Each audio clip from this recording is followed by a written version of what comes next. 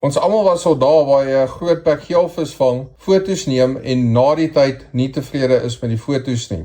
Ek het definitief my fair share van foto's van veral groot vis wat afgeneem is waar ek nie na die tyd tevrede was nie. 'n Mens is geneig om dieselfde foute te maak. Dit is slegs nadat 'n ander guide my gewys het hoe om jou grootbek korrek vas te hou vir 'n foto, dat ek foto's van grootbek geelvis het waarmee ek regtig tevrede is. So in die video gaan ek vir julle wys om 'n grootbek geelvis korrek vas te hou om die beste moontlike foto's te neem. So die eerste fout wat baie ouens maak, is jy hou hom in die bek vas. Right, dit maak nie vir 'n mooi foto nie. So moet hom nie hang in die bek en hom so hou en dit lyk nie so mooi nie, reg? Tweede fout. My hande maak die hele vis toe. Die vis present ook nie mooi nie. So maak seker dat jy weet waar jou hande is. Right, kom aan die ene ook aan die bek.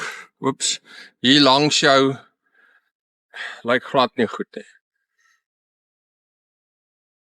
Hoe jou geelvis wil vashou, jy vat hierdie wysvinger, jy sit hom net agter sy stert, jy vat so net agter daai eindhof in, hou jy hom, jy vat hierdie hand, sit jy hier onder sy pens, right, en jy steek daai hande weg, en jy kan die stert ook bietjie lig. Nou kyk hoe die verskil in dit gaan nie net daarom die vis groot te laat lyk nie, maar hy present mooi, dis waar dit gaan. So jy hou jou hande weg, jy hou hom in die bek nie, hierdie hand onder die eindhof in, hierdie hand getak onder die pens, en jy kan hom nou bietjie sy stert laat uitstaan, en jy wil hom net mooi horisontaal hou, nou kyk daar. Kyk die verskil. Right, so ja, dit laat die vis partymal bietjie groter lyk, maar dis nie waar dit gaan nie. Dit gaan daarom die vis mooi te present.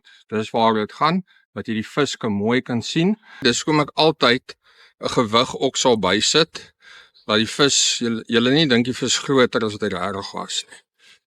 Laastens wil ek byvoeg dat dit ongelooflik baie help indien mens 'n kameraman het wat jou help om die vis reg vas te hou, wat jy kan uitwys wanneer mens foute maak en wat jou instruksies kan gee om die grootbek korrek vas te hou.